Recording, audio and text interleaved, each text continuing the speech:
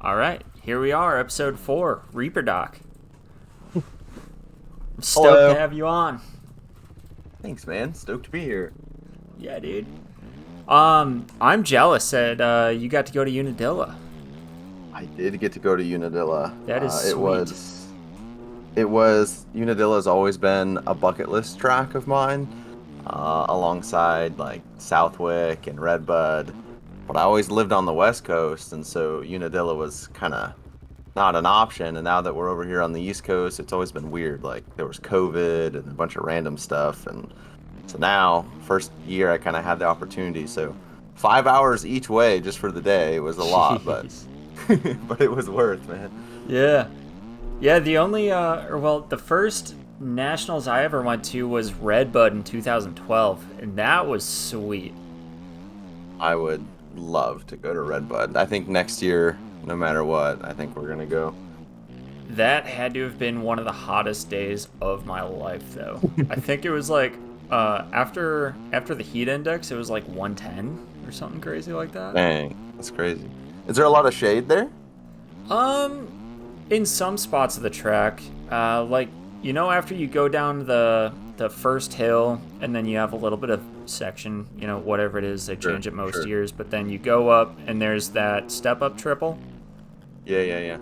Yeah, right over there, and the surrounding area to like the left of that. There's Okay. there's some pretty good shade, but yeah, if you're over by Laraco's Leap, there is nothing.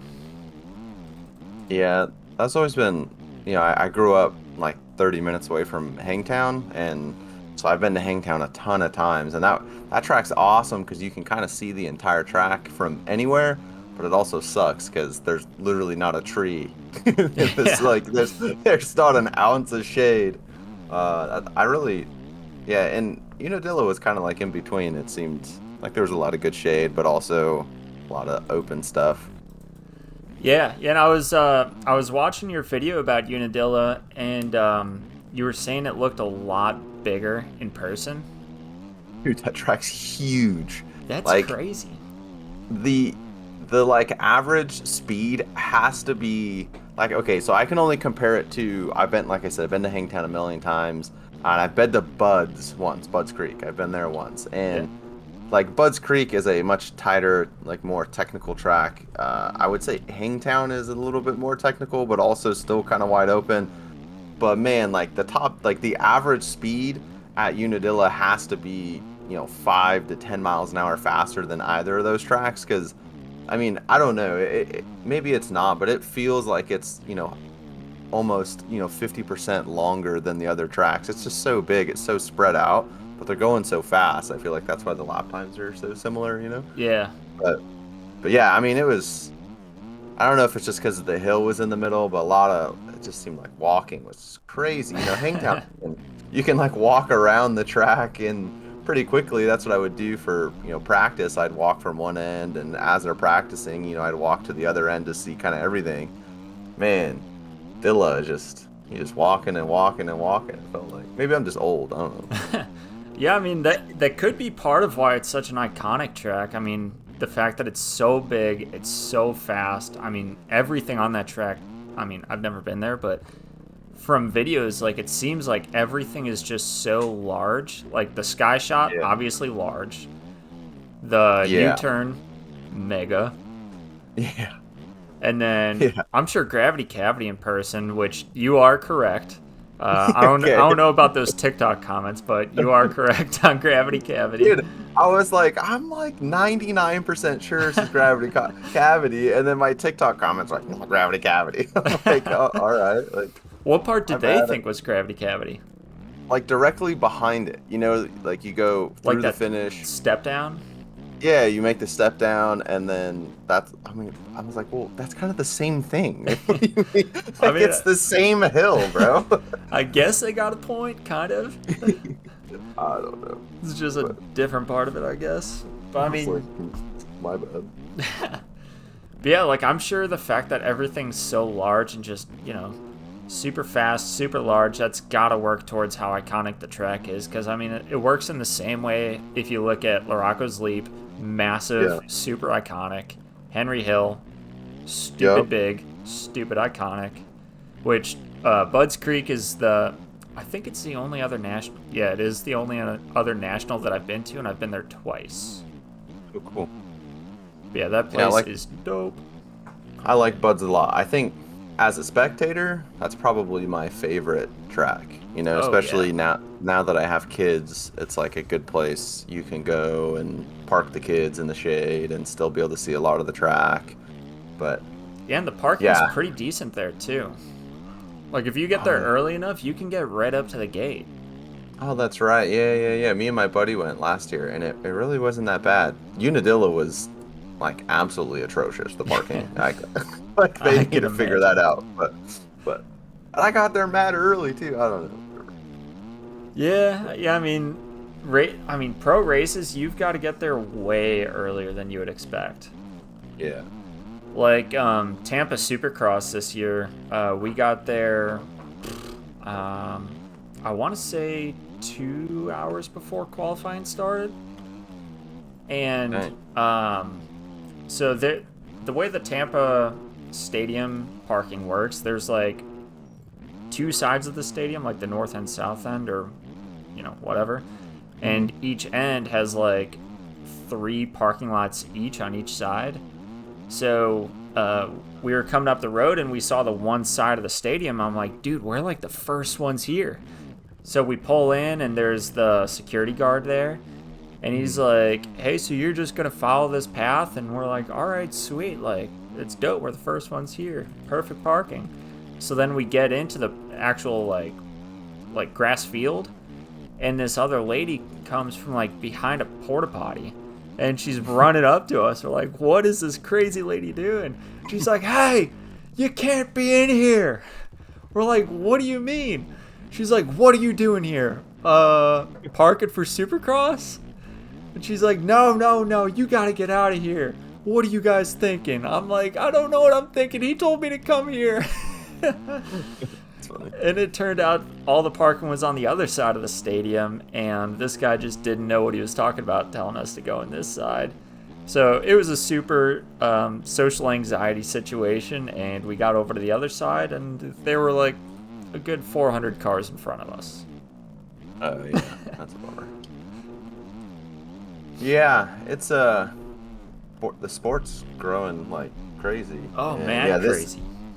This year, when I got home, I told my wife, like, man, next year, because I wanted to vlog that trip, man. Like, I wanted to, kind of do like a little El Puppy Jr. vibe. I mean, he's got crazy access that I can't get, but yeah, I found out later on that I can get that access. It just takes like a month of approval.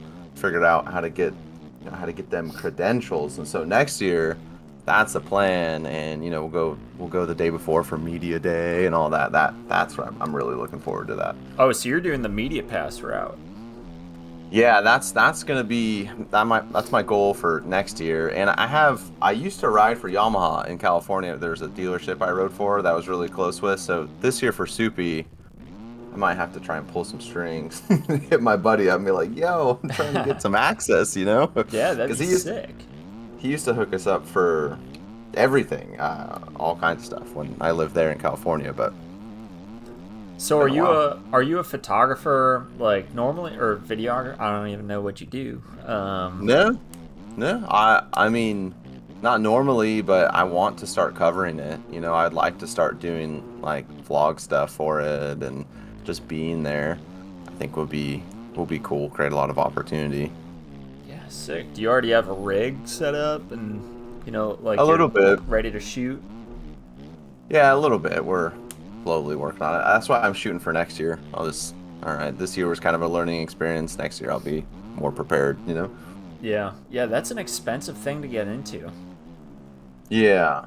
I'm pretty close with a couple photographers, and one of them is also big into video, and he did a few seasons of Supercross and a few seasons outdoors, and yet the amount of money this dude spends on his just camera gear alone is insane. Yeah, I bet. He's like, he'll go like, oh, I found this used lens, like it's kind of damaged, but they only want $500. I'm like, 500 for a damaged one? Yeah.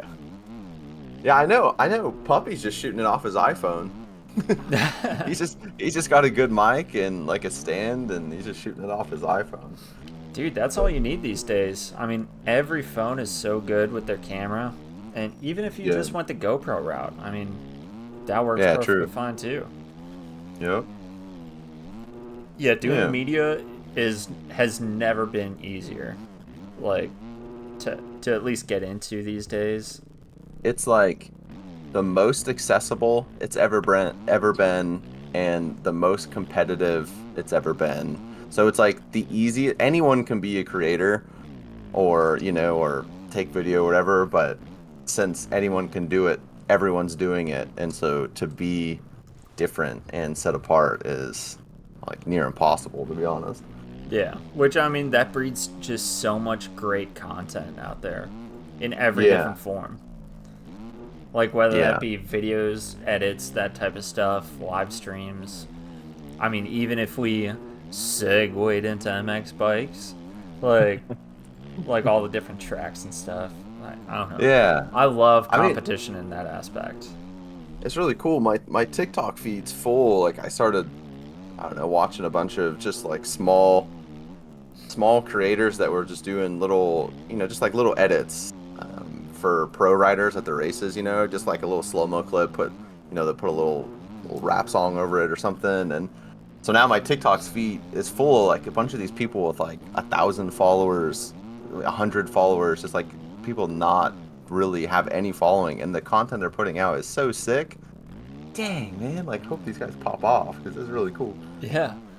Yeah, there's so many dudes that you'll find on like Instagram. I don't have TikTok, but like I'll find them on Instagram and I'll check out their profile and I'm like, this must be all reposted stuff because like everything this like whatever dude posts is just absolutely sick, edited perfectly, like Right. super clean picture, and he'll have like 500 followers. Yeah, it's tough, man. It's brutal. And it's like you don't know whether it's reposted or like he just hasn't had his day yet. Yeah. It's like, dang, I hope you do pop off because your stuff is going hard. Yeah. Which I mean, your stuff on YouTube has popped off a lot too. Thanks. Um, Yeah. like a few days or a week ago, I rewatched your life story just to get Huh? a little Yeah. bit revamped. Yeah. Because I watched it when you first put it out, and dude, that video is so heavy. Yeah. Like, I always tell people like just like don't like be prepared. Like just like get ready. Sit down and just I be for, able to pay attention. I forgot how deep that went, and yeah, I was like, I basically had tears in my eyes listening to it, and that doesn't happen a lot. Yeah, it's gnarly, but it's all good. But oh yeah. Anyway, in that video, I want to say you said that you had just about 6,000 subscribers, and that was 6 months ago. Now you're up to 10. That's huge. Yeah, I feel like I've pretty much been around that like 1,000 a month mark for. I mean, honestly, it's been as soon as I hit people say, or YouTube claims that once you hit 1,000 subscribers and you get partnered, like there isn't any difference in the way the algorithm pushes you. I don't know that I could say that that's been true, because pretty much since the day I got partnered, like you can go back and scroll through my videos, you can almost see it was like I was getting less than 100 views to like maybe like a 200, 300 was crazy for me. I got partnered, and then ever since then I've been getting about a thousand subs a month pretty consistently. That's huge. That's so sick to see, especially after hearing your story again. Yeah, yeah, it's pretty cool. A lot, honestly, recently, a lot of my YouTube growth, as weird as it sounds, a lot of my YouTube growth has come from TikTok. No, I believe it. So TikTok, so I TikTok's going crazy. yeah. So I don't have TikTok for my own personal reasons, but Yeah, I yeah, I do feel know for just about everyone that wants to, make it in whatever way it is on the internet, TikTok is pretty much the way to do it. Like whether it's YouTube, whether it's music, really anything yeah, else, even like IRL trades, like yeah. the lawn care service. Yep. Like you'll see plenty of those videos. The dudes are just like, "Oh yeah, I mowed this lawn for free. Look at their reaction." And those guys do not stop getting work because of that. Yeah, I was. It's funny. I was watching this 13-year. It was like 12 or 13-year-old kid that was. He would just like day in the life his lawn care business, and like he's 13, so he has like a little quad, and he can only drive to his neighbor's house on his quad because obviously he doesn't have his license, and so he can only service like the surrounding like two or three neighborhoods that he can access with his quad. But man, the kid had like 10 million followers, and Oh the my jobs gosh. he was getting was like, I mean, they had to be, 5, 10, 15, $20,000 landscaping jobs at like 12 or 13 that he would What? do over months, I mean, he'd have all of his, he'd have a couple friends and they'd bring trucks in, and I don't know, maybe some of it, maybe it's his dad's company, and they're just exploiting him, but I don't know, but it was so funny to see. I was like, dang, this kid's killing it. Yeah, I mean that's so sick to see. Like let's say it is the first option to where it is just the kid going hard. Like if you're 13, 12, 13 and you've for one got that many followers and two just running your own business as it is even if the social media wasn't involved. I mean, Yeah. you're already on a huge head start in life. Yeah. Like by the time that kid hits 18, I mean, he'll probably actually own his own business, like legal Sure. business. And then from there it's all growth. He's already got connections, already got all the material. Like yeah, Yeah, that it's really cool. Like I've been streaming a lot on TikTok, and for a long time, well, I mean, I still think there is. There's a lot of talk about bikes being, dead or dying or like in a really bad spot. And I was always trying to champion the like, nope, bikes is alive, bikes is alive, bikes is alive, and honestly, it started to get to me after a while, after a few months of like, seeing my friends leave, seeing King Ryder leave, that's like one of my boys, and seeing him stop playing the game. And I was like, man, like maybe I started questioning, man, maybe I'm not supposed to be playing bikes. And then one day I started streaming on TikTok, and I started, oh gosh, man, I think I had 1,500 viewers playing MX bikes on TikTok, and what? ev yeah, so when I stream on TikTok, I average like 600 to 800 viewers, and I've peaked at 1498 was my highest, Oh my and gosh. like every single person is like, "What game is this? What game is this?" And where can I buy it? And I'm like, man, like no, this game is, maybe the pro scene's struggling a little bit right now, or like the comp side of things isn't in the best place. But as far as like new people, the biggest problem with the game is nobody knows about it. Yeah. It's wild. Yeah, no, I agree. Which, on that note, your TikTok has gained at least one more MX Bikes player that I know officially of. That's good. So I'll tell you that story. So this was right after you dropped the video of Elevator, Oh yeah. and my buddy, who's a flagger at Tampa MX, he sent it to me. He's like, "Okay, I see you." I was like, "Oh, you watch Doc?" I didn't even know you play bikes. He's like, "Dude, I wish. I don't have a PC."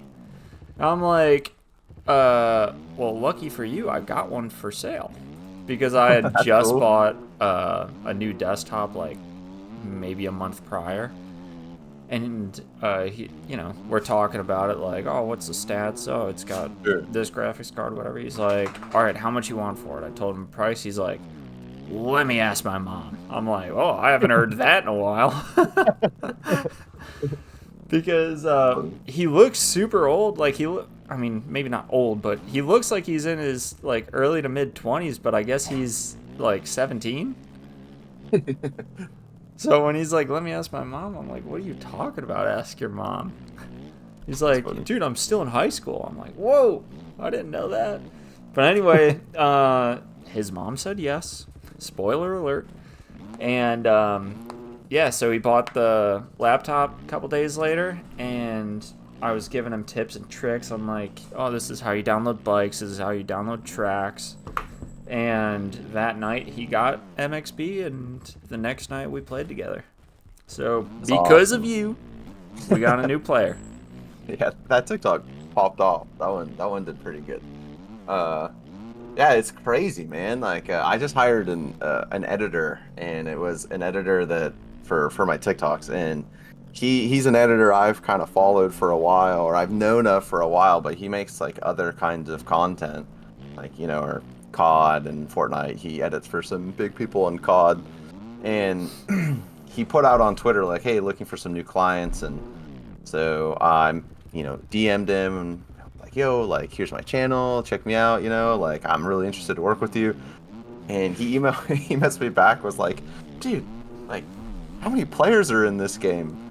And I was like, like I don't know, like 2,500 a day." And he went and looked at like all of my comp, and so it's pretty much me and Troy that are really pushing on TikTok. And you- I feel like I'm popping off on TikTok. Troy's in a whole nother universe on TikTok right now. Really? And dude, Troy put out like 3 days in a row. He was doing this like transfer video where it was like day one of trying to hit this fancy transfer or whatever. I think the first one he sent it to me because me and Troy are cool, and he said like he sent it to me, and in the first like 24 hours, I think it had like 3.5 mil in 24 hours. Are you kidding? No. And then the next day, I think it capped at like 5.8 or something like that. And then he did day 2, and I was like, surely maybe it was just a fluke or whatever. The next one, like 3 or 4 mil. The third day, like 3 or 4 mil. Troy, I think, has like 10 or 15 TikToks with millions of views. That's Troy insane. he went from like 15,000 followers to he's at 77,000 followers in like a month and a half. Oh my gosh. Like Bikes is alive and well on TikTok. So if there's any like aspiring creators trying to find their little voice in Bikes, man, get on freaking TikTok. That's the place. I'm Dude, not super fan of the app, but it yeah. works. Dude, sometimes the algorithm just works out in your favor. Yeah. I've had so on my personal Instagram, I'm not some content creator or, I'm not trying to like be big on Instagram. Sure. Like I just post moto stuff, but I posted this reel. It was just a raw video of me hitting the step up at Tampa MX.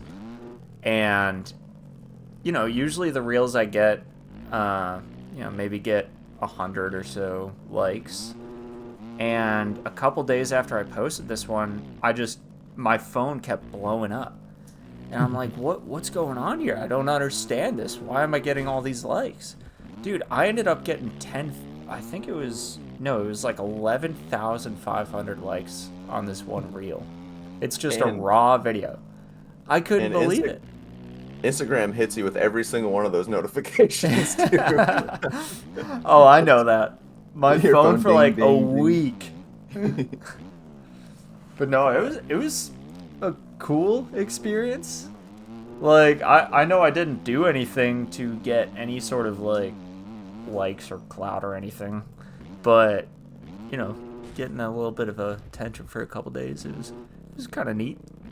It's cool, man. Like my favorite thing about it, like my favorite thing about content is like the why, because I truly believe that there is a why behind why things pop off, and it's not just random. I mean, I feel like a lot of people will say that there's a lot of luck involved in being a creator, and I don't know that I necessarily disagree with that, but I don't wholeheartedly agree with it. I think if you look at big creators, I mean, let's just take Troy's 3 or 4 videos in a row. Like, he found something that worked and then just replicated it back to back to back to back, and it popped off every single time. Yeah. If it was just luck, there's no way he could have repeated that 5 times. Like, and it's really interesting, you know. I don't know. I think and there's a lot of different, you know, ways that you can grow as a creator, and it's the thing that fascinates me the most. Honestly, more than creating content is just understanding the why. Yeah. Yeah, I mean, I'm sure luck plays into it a little bit, but I think, in my opinion, probably the biggest piece of the pie, if you will, I think it's shock value. Sure. And not really the same shock value as like the edgy 2012 YouTube Sure. stuff, Sure. but more so like, with his massive gaps, like Right. like you see that on your For You page and you're like, oh my gosh, that's a big jump, I'm shocked. Or, Right. he did the how many backflips can I do in a row, Yeah. which, on that note, I am now tied with him.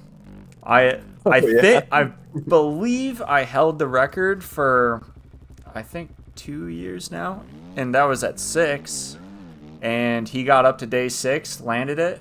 Although mine was on an OEM bike, he used like a super Yeah. duper The horsepower.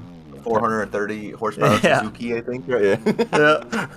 yeah. And I used the Beta 17 CR 500.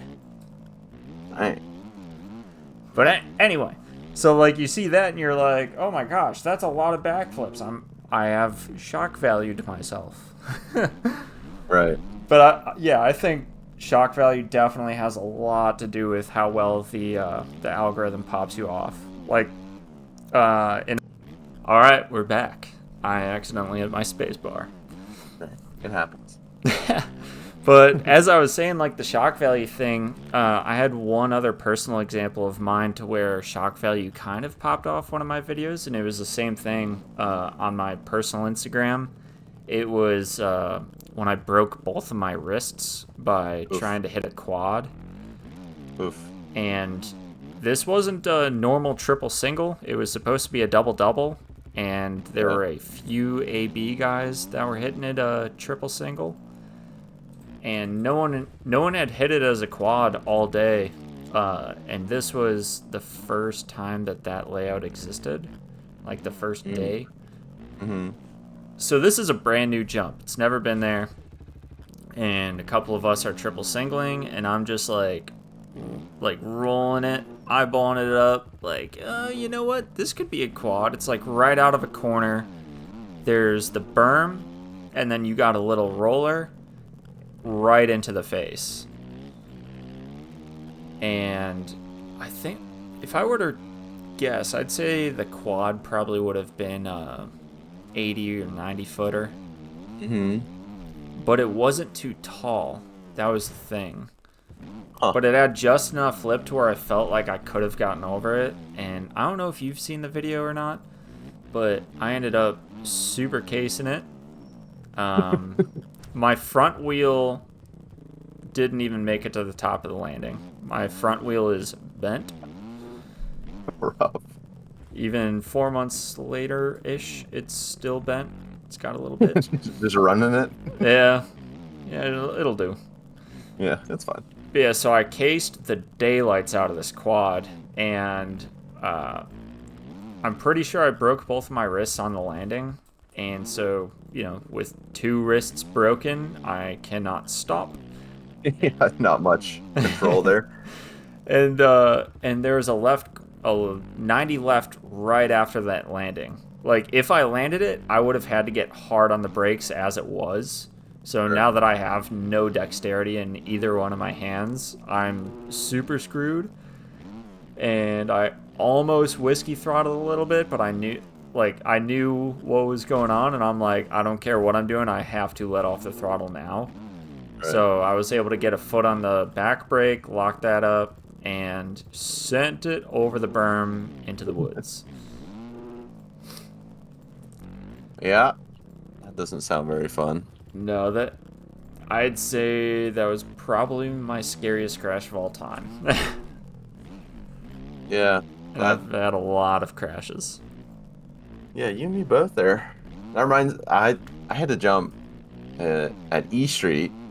Shout out to Kels for making E Street, by the way. Yeah. Uh, incredible track. I used to ride that track all the time when I was in California, and we were there one day.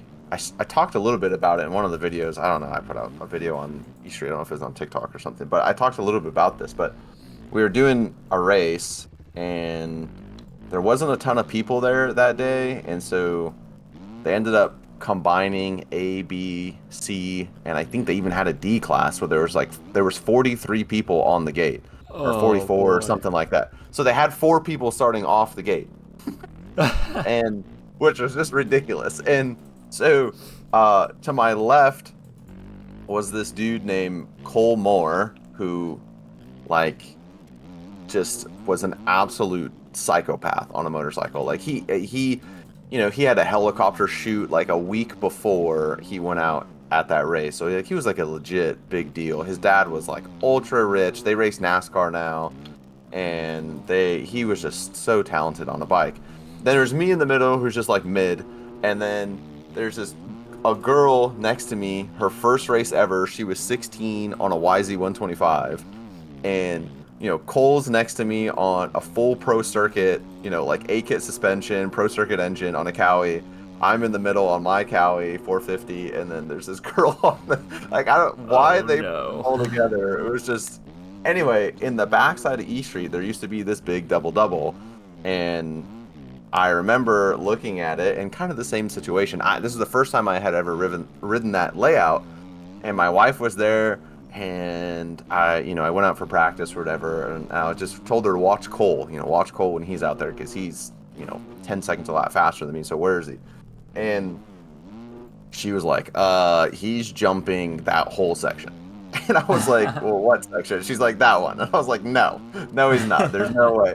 And she's like, no, I promise. I was like, I went over like, are you sure from this jump? We had to walk over there because I wasn't sure. Like, from this jump to that jump. And she was like, yes. And I stepped it off, and it was like 140. What? And I mean, that was with my feet, so maybe it was less, or 120. Yeah. I don't remember. It was over 100. In the 20s or 40s. So maybe it was like actually like 80 or 90, but I don't know. We'll just say it was over 100 because it sounds cool. And I was like, I had one more practice, and she's like, all right, well, if you're gonna hit it, hit it in practice. Make sure you don't hit it in the race. So I went out for the practice, didn't jump it, and was like, yeah, there's no way I'm gonna hit that. So the race comes, and she's like, all right, well, since you didn't jump it in practice, you're not gonna jump in the race, right? And I was like, yeah, totally, yeah. Totally not jumping it. And I didn't plan on it, and then I got a really good start, and Cole was right in front of me, and I just remember there was a triple before it, and then just a fat straightaway, and I just remember seeing him click up to third over the triple, and I was like, all right. So I clicked up to third. I just remember we both just landed wide open, and say if it was 120, I did about 117. Oh no. I just remember my face going straight into the crossbar, like dented my goggles. Both my hands got ripped off the pegs, or off the handlebars. Your hands were on the pegs. No, my hands got ripped off the handlebars, and I just remember, like, I didn't crash. Somehow I, like, grabbed back onto the bars, and I was just like, holy, I think I went off the track because I smashed my face on my bars and lost a bunch of positions. And then the next lap, I was so frustrated that I did it again, and I cleared it that time, and then I never jumped it again, ever. I was like, all right, I did it once, I'm never doing it again. Yeah. So the quad at Tampa that I cased and almost died on, the day, or no, so I did that on a Saturday, and of course I have to run practice on Sunday, but on Monday, 2 days afterwards, he pretty much flattened that section. He's like, nope, I'm not having anyone else get hurt on this. You screwed it up for everyone. Yeah, that's usually how it works. But I mean, Tampa is one of those tracks to where it is always changing. Yeah. Which I like that. Yes, that's interesting. I feel like they would change stuff. I rode MMX, Hangtown, and E Street most of the time, and I mean, they would change stuff sometimes, but it would be like, oh, this is a double double now. Oh, it's a triple. Oh, never mind. We're just gonna put a wall there. You know, like it was never drastic changes, or they would just reverse the tracks. Yeah. But Yeah, which I like when tracks do that. I yeah, think tracks that stay exactly the same for years and years and years. I mean, there's got to be a point to where you just can't take it anymore. yeah, Like, I mean, you're riding dirt bikes, so you're having fun, obviously. But there's got to be a point to where you're so burnt out on the same layout. I mean, I know I get that way. Even with Tampa, that changes so much. Like yeah. it's at least once a month to where he makes a pretty good change. Like he'll change up at least one section, but then like every 6 to 8 months he'll completely do a whole new track. That's cool. Man, it make me want to ride, man. I know. I haven't I ridden want to in like ride. 3 years, 3, 4 years. Oh, I thought it was longer. Well, no, I got hurt. Well, I got hurt in May of 2021, Oh. and I sold my bike. Well, when I moved from Cali to the East Coast in 2019, and I kind of left. I was still able to ride, but I left my bikes back there with my dad. I gave my dad my bikes because I just couldn't. When we moved across the country, we basically moved with a 6x12 trailer behind my wife's car. Mm-hmm. So whatever fit in the trailer is what we took, and it was basically just like clothes, beds, and like super valuable items. The 6x12 trailer is not very big, Yeah. and unfortunately, the dirt bike wasn't that big of a priority. So I gave that to my dad, and then no, I got hurt in 2021. That's basically when I started making content. That's why I started making content. Yeah. Yeah. I Yeah. mean, so following up on basically what you were saying in your life story. So, are Sure. you completely done riding, or do you think there's a day to where you might be able to throw on a helmet and ride in a field? Do you think So tracks are ever in the future? so I have this conversation like all the time on stream, and so it's I've definitely improved. Where I got my license back 3 or 4 months ago. Oh, that's I didn't sick. have. Yeah, it's awesome. I'm a free man again, but I didn't have my driver's license for over 2 years. Basically, how the neurologist put it is, if you hit your head again with like any sort of force, the likelihood of you eating out of a tube is pretty high. Was a quote from her. Oh, And so she told me, if I were you, I wouldn't even go on hikes. Now, that's a little OD in my opinion. I was like, all yeah, right, come on. Like, I'm not just gonna. Like, I mean, I'm gonna live my life, But at the same time, like, I have a 5-year-old, I have a 3-year-old. My wife. Like, I'm certainly gonna go on hikes, but at this point, how I'm looking at it is like, man, like as a father and a husband, I don't know how I can justify getting back on a dirt bike. Some of my worst crashes have been, oh, I'm just gonna go cruise around for a little bit.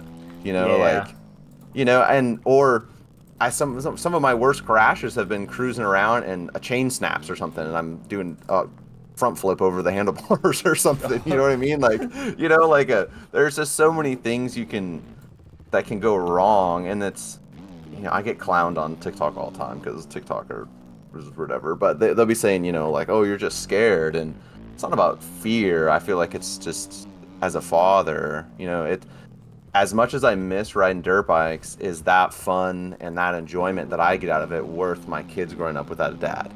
Yeah. And like, I just feel like if you put it that way, like, nah, not even close. You can't. I don't know how I could justify that. Which I But, think being scared, like I think that would be almost a better way to put it. Just not in the way that the TikTok sure. boys are thinking. Like, Yeah, I see what like you're I saying. think there's no way to argue that you would be scared of riding a dirt bike, and that being the blanket statement. That's all there is to it. Yeah. But for you to be scared to crash, hit your head, and now it's over, and now your family has to basically go on without you. Like, yeah, Right. that is a super scary thing. Yeah, and I feel like it's because like I have a little bit a different perspective than I think I did when I originally got hurt because for 2 years, I mean, well, I would say for a solid year, I was really like incapable of doing a lot of things. I made a lot of content, but I mean, that was all. I made all my content in the middle of the night because I couldn't sleep and I didn't have a driver's license. And I saw the strain that, like, I mean, I was alive and here and around, but like, I saw the strain that put on my family. And I was like, man, like, I can't imagine if I just was gone, or, how much stress that would put on my wife. I mean, even me just not having my license was, I mean, you don't realize how helpful it is to have another person around that can just shoot to the store for you, or whatever. Go drop this stuff off at the post office while I watch the kids or whatever. There's like when you go from having two people to just one person doing everything, it's kind of crazy how much it changes everything. Oh, I believe it. I mean, it was that way for only a couple months when I was out with the wrists, but I mean, just from those 2 months, like, it's crazy how much impact it has on your life, not being able to drive, not being able to like help out around the house, which I'm sure it wasn't like that for you, like not being able to help around the house per se, but yeah, like you said, just going to the store, something simple like that, you know, Yeah. it's a Yeah. lot. And I'm sure it probably multiplies with kids. Yeah, they're always needing something, wanting something, lunch, breakfast, dinner, toys. They're always Yeah. like they're so busy. My kids are so full of energy, but yeah, so probably not, I mean, I could see myself down the road, as my kids get a little bit older, maybe, if I have property, maybe cruising around on like a quad or something, just like following them around if they want to ride. But as far as getting on two wheels or rate, like certainly never, I've never touched on a track again, which is wildly unfortunate. But yeah, I mean, kind of just had to give up on that dream, to be honest. Yeah.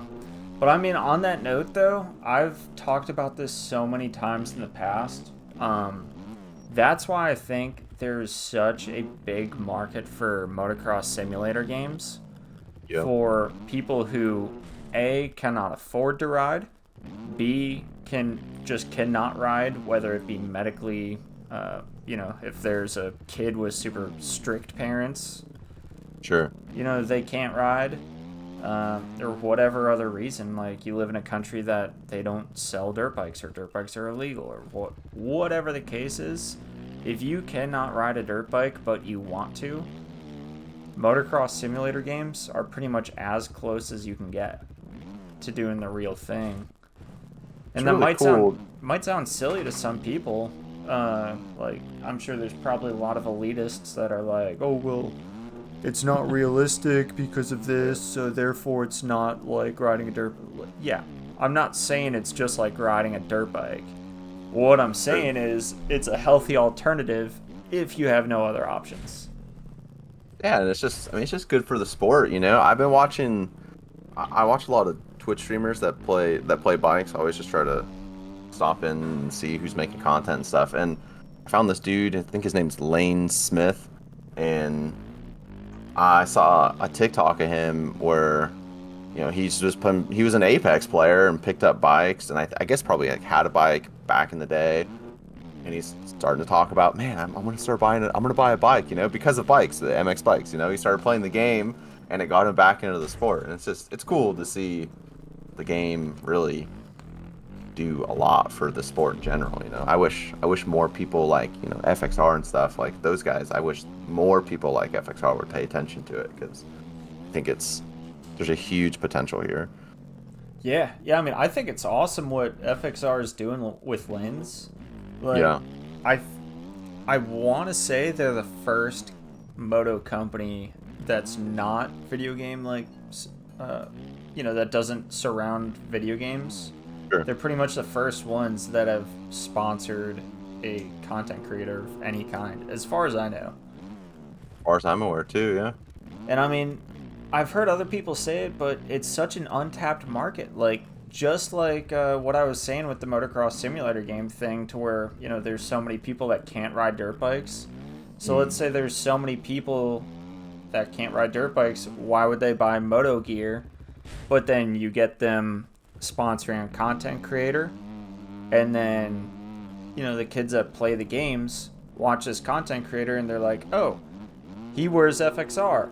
I want FXR. Right. And then they go to the FXR website, grab a couple t-shirts, and I mean, there's all that business opportunity, you know, for the company's sense. But at the same time, they're helping out the content creators, keeping the game alive, keeping the content alive. I have a couple. Go ahead. Oh no, I was just gonna say it all comes like for full circle, that type of thing. Yeah, I have a couple companies. I'm kind of waiting to get, you know, my following, my reach a little bit bigger before I hit up. But, you know, you take like even like motorsport. You know how much advertising I could do for, or, you know, or Troy could do, or Lynn's could do, like because we play the game. You know how much advertising we could do for like motorsport, or, you know, or really any moto company, because it's like 80-90% of our audience rides. You know, if we have a 10%, 20% discount code, I mean, you put it in, you know, Lynn's could put it in one video and he gets 20,000 people that see it, you know. We could put it in a TikTok, you get 100,000 views or something, you know what I mean? Like, it's just, man, it's just, it's interesting because this, I pay, you know, I do a lot of research on, you know, brand opportunity, and try to, like, how to build your brand so that other brands are interested in partnering with you. And I'll just use somebody else as an example, not myself, but like Lynn's. I'll just use Lynn's.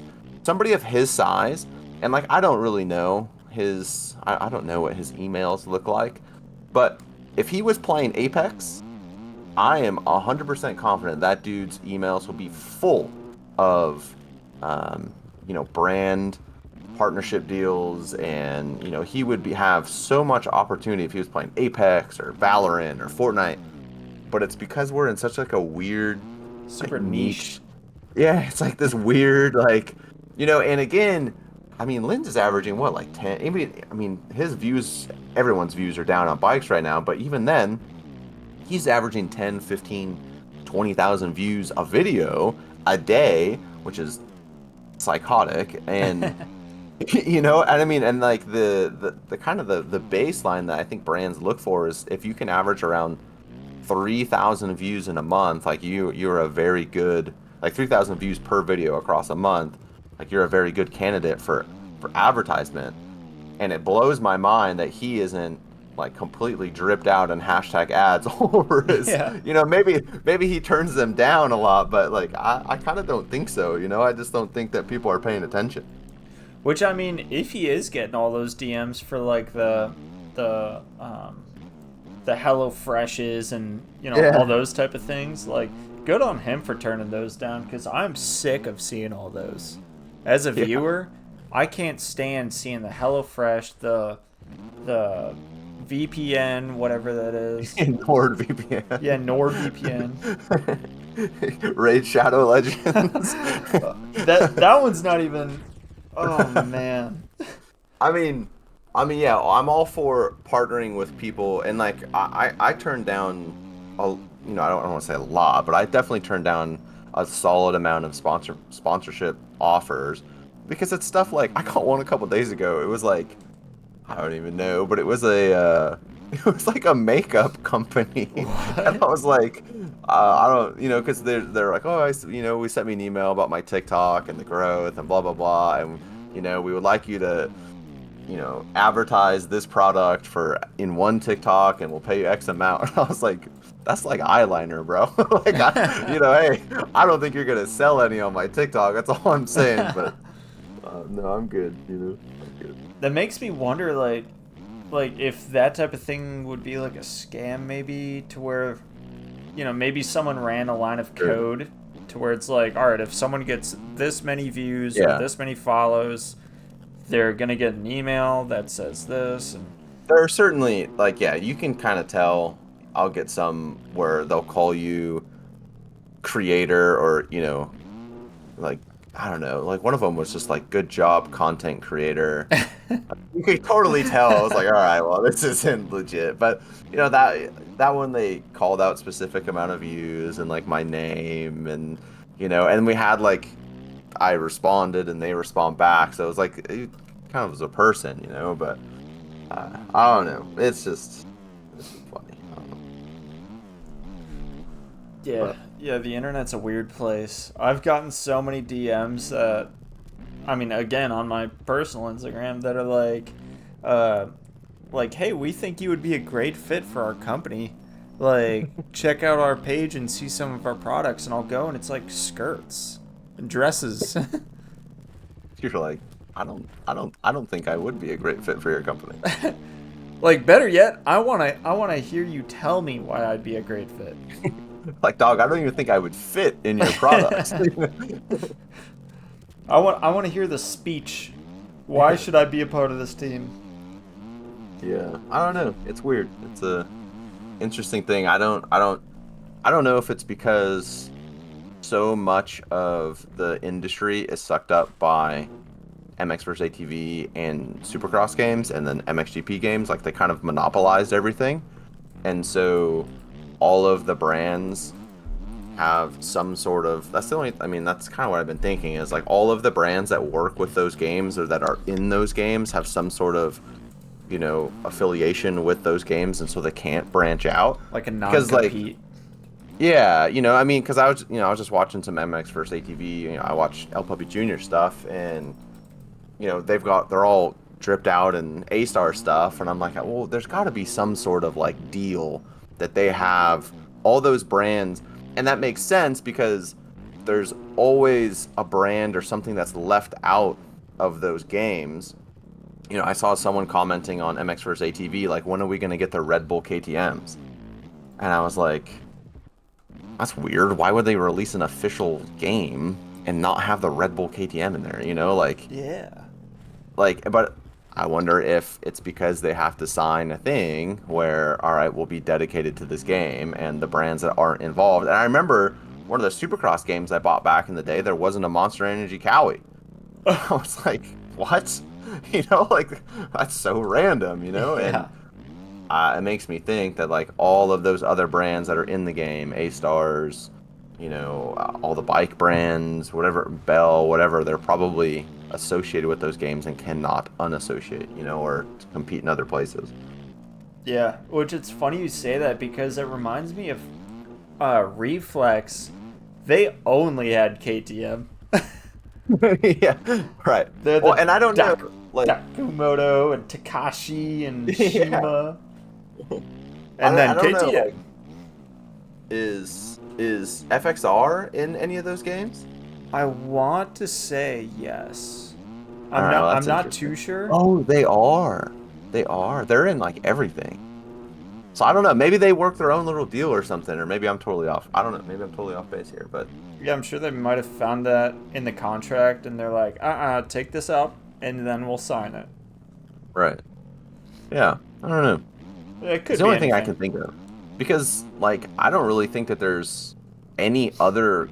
When I try to look for MX vs ATV or Supercross or I mean, there's a couple other creators putting up decent sized numbers, and there's obviously like the legends, like, Wyndham but like I think Linz and Troy are kind of killing the whole industry as far as like gaming, like gaming motocross games, simulators or whatever. Like I think there's no one really putting up consistent numbers like those guys are, and it just is crazy that they're not like that real life industry isn't looking at them. But Yeah, I mean, I think it also has to do with their consistency though. true. I Yeah, mean, them boys. especially I think even more so with Troy cuz he does a lot of the shorts. Yeah, that boy's a grinder. Dude, it's like every time I open up YouTube Shorts, which yes, I'm a shorts watcher. Oh, so you're watching everything from like 8 months ago? I'm just kidding. Dude, I don't know why everyone hates on shorts. I love YouTube shorts. Like I'll see like the memes of like people that watch YouTube shorts. Um and it's like It's a guy like eating his foot. yeah, eating his foot, like smelling his fingers or whatever. But dude, like it's all the same content that I see on like my normal YouTube page, but just in short form. Like I see police videos and stuff, and then I see conspiracies and moto stuff. It's all like good stuff. From a creator perspective, shorts are, be careful how I word this, but they're almost not worth your time from a creator perspective on how much. I mean, like certainly for growth as far as like subscriber count and like just reach, but like monetarily wise, like Yeah. there's not it. Whereas TikTok on the other hand is like insanity. Oh yeah, I don't doubt it. I mean, with the amount of extra editing that would have to go into it, even if you're paying an editor, the amount of money you'd have to pay to get the shorts edited. I mean, yeah, it'd be very much not worth it. I had a short hit 20K, and it made me 6 cents. What? I'm not even kidding. I was like, alright, that's cool. I guess I'll just die now. I've heard that it was bad. I didn't know it was that bad. Nah, yeah, it's pretty bad. Shorts are. I mean, I think that one there was probably something weird with it, but I would say yeah, on 10K, on a 10,000 view short, I'll probably make on average 10 to maybe 15 cents. That's wild. Yeah, it's a joke. I figured it would have been a few bucks at least. No. Yeah, I think I saw a guy put out like his monthly on Twitter. He put out like his monthly, here's how much I made. Like here's how many views I got on short, like as a shorts only channel verse, and then how much he made. And he had like 5.8 million views across the month, and he made like $210. Oh, that is nothing. Yeah, that will not pay a single bill. No, and I think he posted 90 in that month. Oh my god. It was 3 a day. Yeah, 3 a day. Yeah, for $200. It's crazy. TikTok's new program is cracked.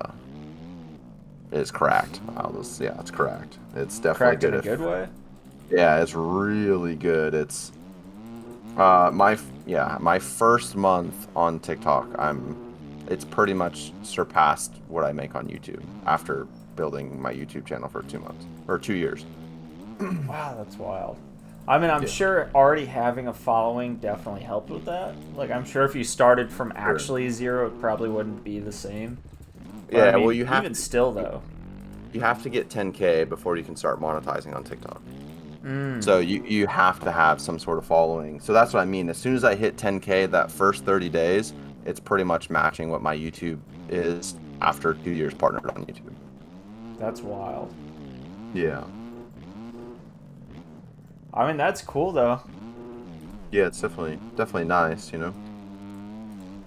I just wonder where all that money comes from. I mean, does TikTok have a lot of ads? No, that I actually had to do some research on that because they also pay. It's called RPM. It's basically how much you get paid per 1,000 views, and it fluctuates. So like one video, it'll be, I'll just use random numbers. Say it's $1 per 1,000 views. The next, it'll be 80 cents. And so I had to do some research on like, well, it makes sense on YouTube. Why? That's how it works on YouTube. Long form videos, sometimes you'll get paid $11 per 1,000 views. Sometimes you'll get paid, $5. It just depends. And it depends on how suitable that piece of content is for ads, but it makes sense on YouTube because they put ads on the video. Yeah. And so like that always, I was like, all right, well that makes sense. And the older your target audience, if I'm making content built around motorhomes, I'll probably get paid way more because my audience has bread. Yeah. They have money. They're trying to buy a motorhome, Whereas like if you make gaming content, you're going to get paid less because your audience is kids and they don't have any money.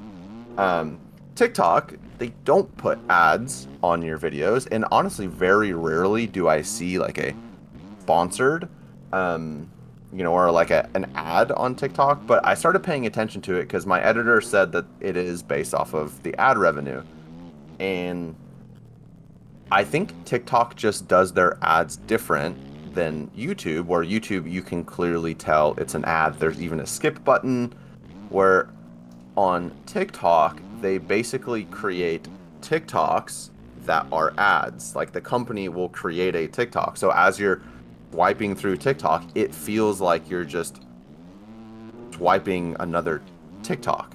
And it doesn't really feel as addy as the YouTube ones do. So I think once I started paying attention, I do see, every 10 swipes there will probably be an ad or two in there.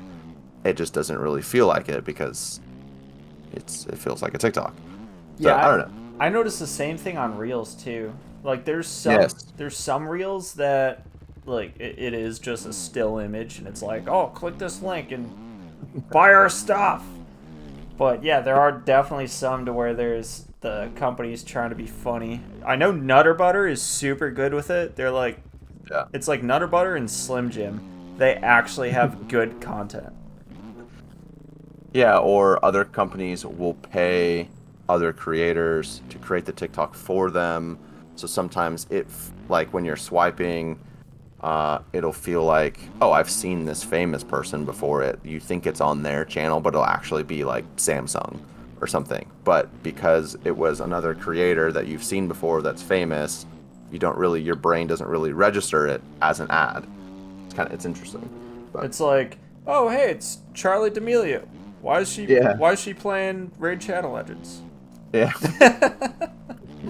Raid Shadow Legends. Man, I'm telling you, if we ever get a Raid Shadow Legends, I'm telling you this right now. I know you don't want to see those, but if I ever get a Raid Shadow Legends email, I'm taking it. I'm taking it just for the memes, to be honest. It makes me wonder how much they pay. Yes. They pay a yes amount, or like yes, you're also wondering.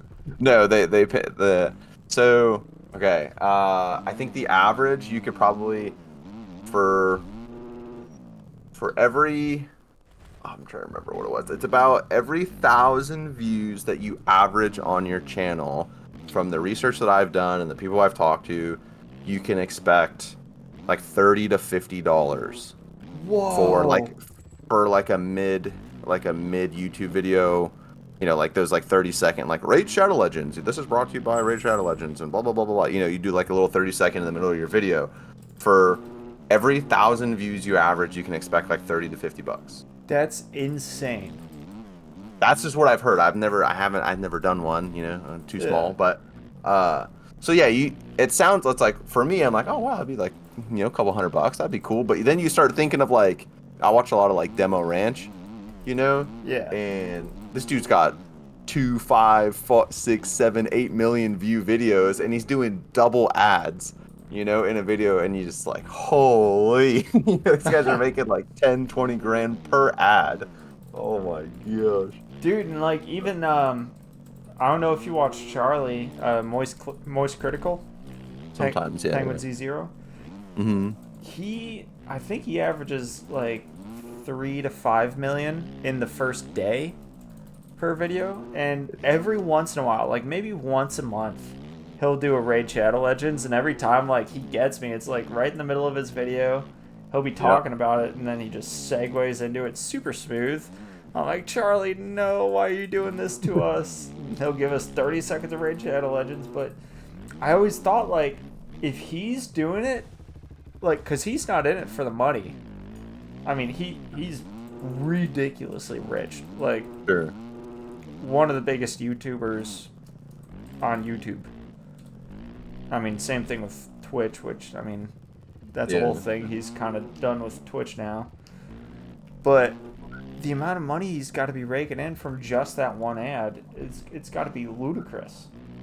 It's So I was talking to this guy on Twitter that is like a YouTube liaison guy that I talk to all the time, and he was talking about like once you hit that point where people are interested in your content and you're getting ads, like hashtag ads in the middle of your videos and stuff, like your income doubles or triples the first month. And if you watch any of those, like how much I made with 100,000 subscriber videos or whatever, if you ever like watch those videos, every single one of them, their biggest source of income isn't ad revenue, isn't Twitch subscribers, it's hashtag ads. And I was reading some statistic that like it's like 80% of companies, or it was like the companies compared to 2020 companies have put in like they've readjusted their business or like their expenses to where most of their advertising is now done through creators versus traditional advertising because it works. Like I know that just the small following that I have, I know that if I say I back something and if I was to give a code, I am very, very confident I would sell that product. And Oh, absolutely. it's wild and it's almost like ridiculous and almost kind of like scary because of like how much influence people have. But it's true, I mean, I think that I know that there are people that I follow that I've really enjoyed, that I trust, that I've been watching for a really long time, that if they're like, hey, this is the product that I use, I'm like, all right, I guess I'll use it now, like, Dude, I I mean, trust I them. feel that 100%. So, for example, in 2016, I left for boot camp, and that is when I stopped riding dirt bikes for 5 years. Mhm.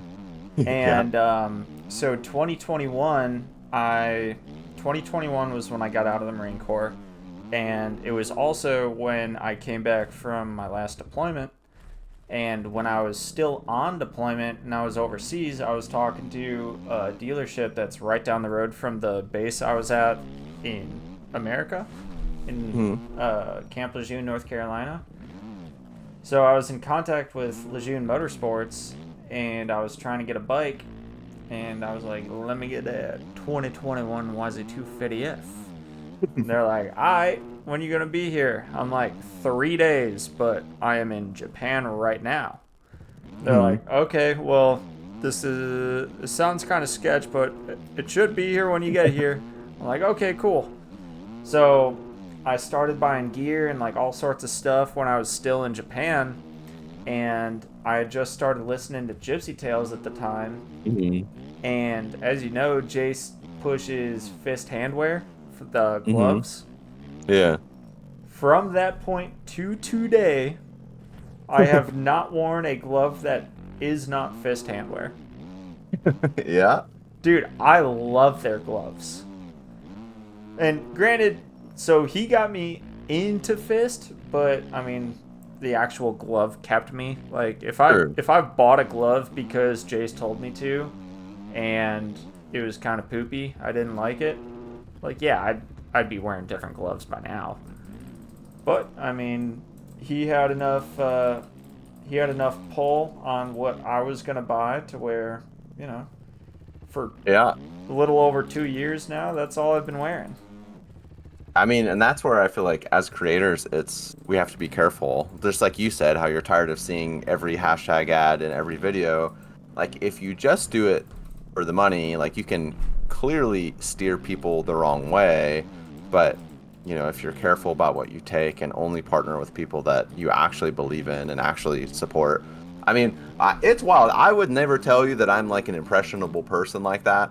And then I was walking through the store. I used to watch a lot of Nick Merckx back in the day, and I still do every once in a while. I like him as a creator. He's a big like role model as a creator for me. And I went to the store. I was buying gym shorts, and I just remember there was a whole Nike section, and then there's a whole Under Armour section.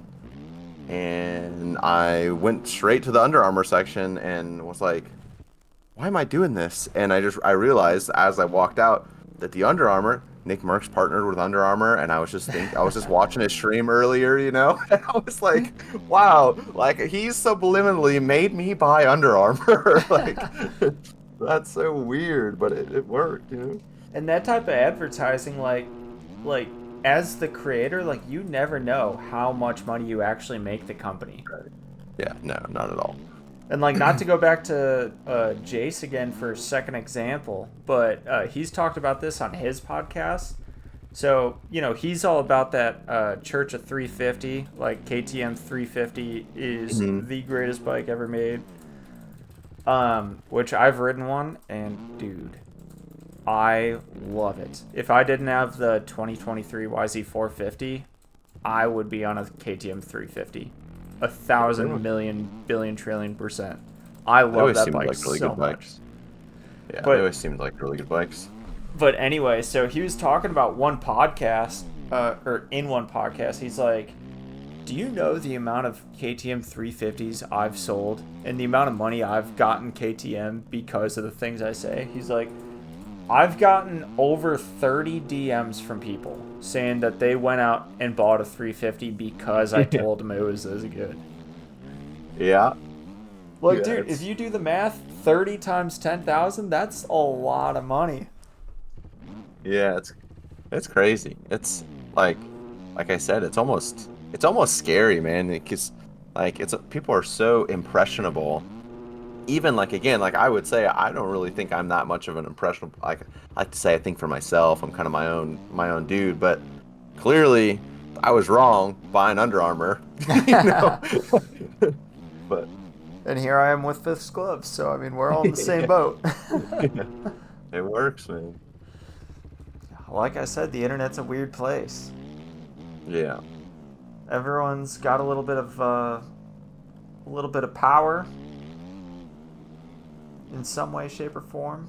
Whether it Yeah. be like having a lot of impression on people, or even like the stupid trends you see.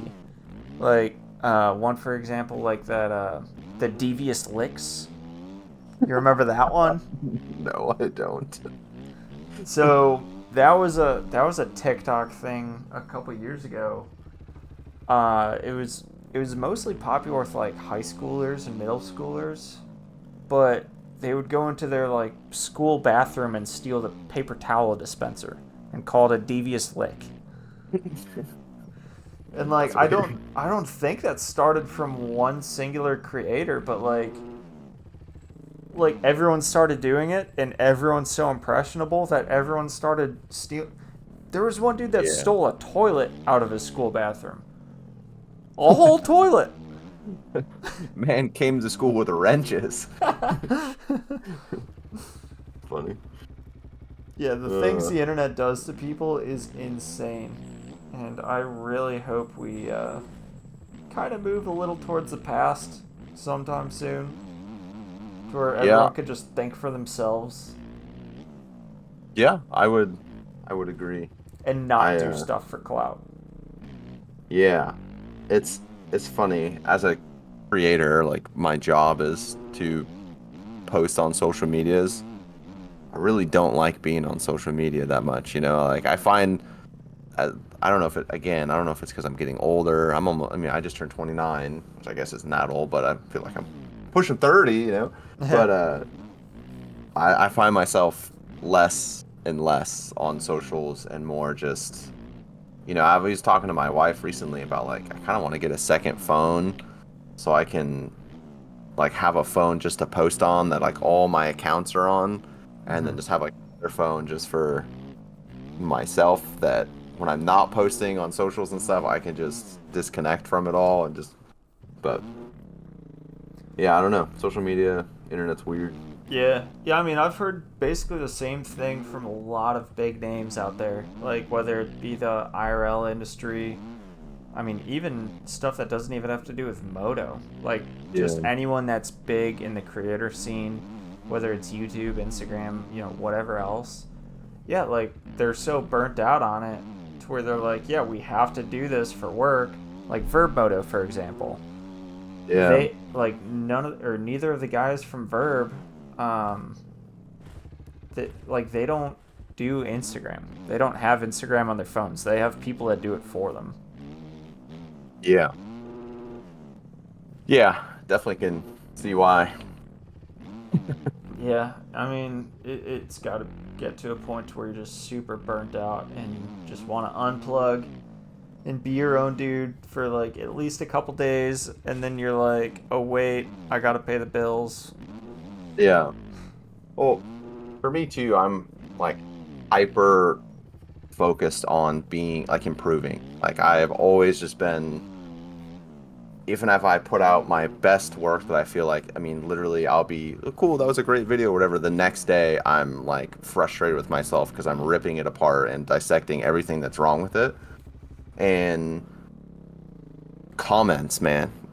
Like Dude. comments are brutal. And like again, it doesn't, like, I don't care what the random 13-year-old says on the internet, but like if someone critiques my work, I feel like it's almost important for me to take it to heart, and so that I can, I feel like it would be prideful of me to be like, they're just wrong, whatever. That was fine, and it was fine when it was like two people commenting or whatever, but like now it's like, I have a TikTok hit 600,000 and like half the comments are something negative, or making fun of my voice or whatever. And then it's not, again, like, it doesn't hurt my feelings, you don't like my voice, but then I start like over analyzing, like, dang, like, am I saying something weird, or like, man, am I, I don't know.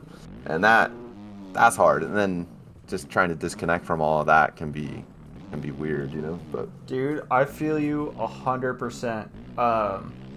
I mean, same thing on the track building side for MXP. oh, So dude, I bet.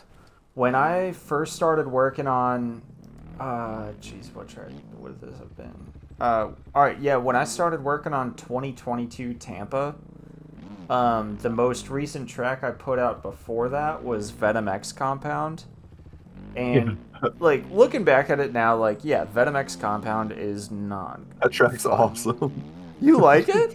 Dude, okay, so on TikTok I'm doing like a top 100 most downloaded tracks, Uh-huh. and Venom X is on there, and I had never What? played it. It is, yeah, yeah. I think it's in the 80s or like top 90s or somewhere in there.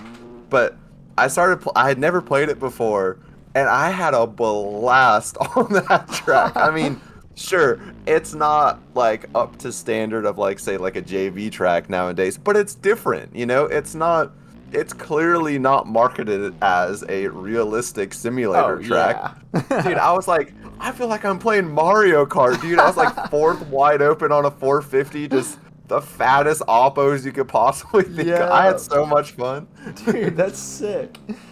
Did you I was having a blast. did you play all the tracks and like the trails? No, I didn't. No, I just did like the main track, and I saw some of the trails. I went on some of them, but no, I just did like the main like motocross track where it's like fifth wide open on a 450 the whole time. Yeah, yeah. I mean, you got a good amount of the oomph of it, a good amount of the meat and potatoes of the whole facility. But Linz did a video on the main Supercross track. So I mean, if you didn't want to go out and go find the Supercross track, I mean, if you wanted to see a lap of it, you can go Maybe I watch his will, video. I mean, the jumps on that track are stupid huge.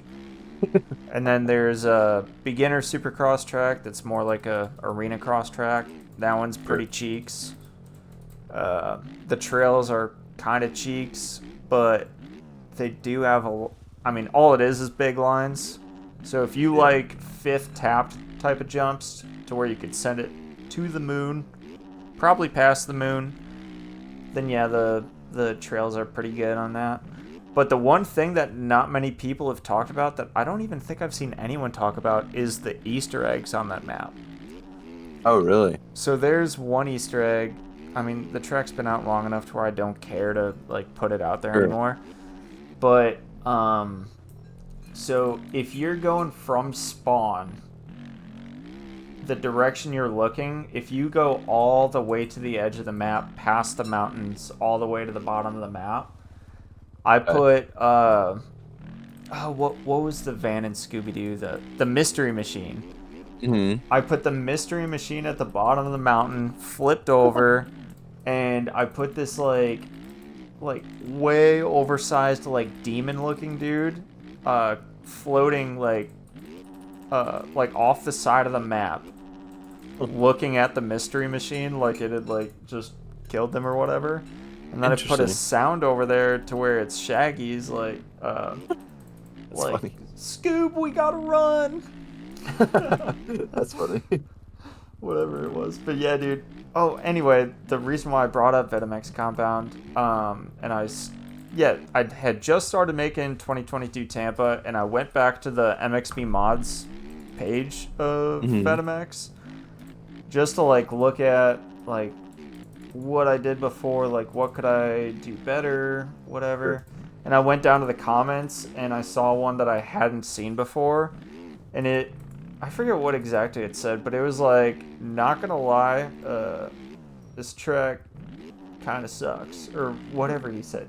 He said something that it wasn't super like, it wasn't super over the top what he said, but just the way he said it, I was like, you know what? That really hurts my feelings. You're like, dang it, man. Because that track had like 2 comments, so 50% of them are me. But I mean, I imagine on a track too, man. Hundreds and hundreds and hundreds of hours, and like your personality goes into it. I gotta imagine that there's a lot of, pride and everything that goes into that. So if you're getting a negative comment, it's gotta sting a little bit. Yeah. I mean, I've definitely learned how to deal with it a lot. Because I got some bad comments on like even KI tracks, which I felt, if there was one track of mine that, could quote unquote popped off, I think that was the one that did it. Oh, it's definitely up there, by the way, on the top 100 list. It's very, very high. Ooh, I am glad to hear that. Yeah, that track barks. Thank you. Yeah, that one's one to where I definitely recommend the other tracks other than the main track. Like the two sand tracks, if you throw it up to like 2.0 deformation and put down just 10 laps, dude, the ruts are insane. Huh. So much fun, but I never once went into a server where people were on the sand tracks or even the trail loop. Yeah, I feel like it's kind of tunnel vision, especially in servers. Yeah, I mean that might also be me. Like, obviously, with me being the creator of them, I made them how I thought it was fun. Sure. And that might not resonate with everyone, which that is perfectly fine. But I think they're worth a shot.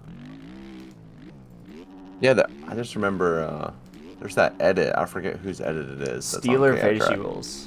Oh man, that edit is fire. Dude, I love that edit. I was just talking about that one today, actually, which is funny because I haven't watched it in a little while. But yeah, he did such a good job on that. I think it's one of the best. I agree.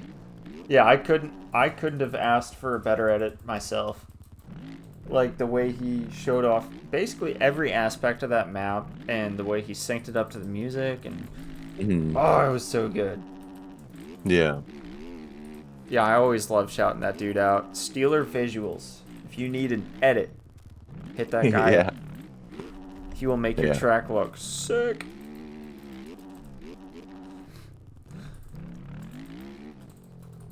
Heck yeah, dude. Well, we're pretty much at an hour and a half. Yeah. I think we did it. Alrighty. Well, dude. That was a good time. Yeah. Thank you a lot for coming on. Of course. I had a ton of fun. I did have fun too. Thanks for inviting me. Hopefully it was an engaging conversation and interesting. It was a very nice conversation. If I would say so myself. Well, if you ever want round 2, always just hit me up. Dude, of course. Yeah, we're definitely going to have to get a round 2 going. We're definitely going to have to start playing some bikes too. I'm down. Yeah, I mean, whenever you're on, if you see I'm on, give me a shout and we'll get together. Alright, dude. Yes, sir. Alright. That's a wrap.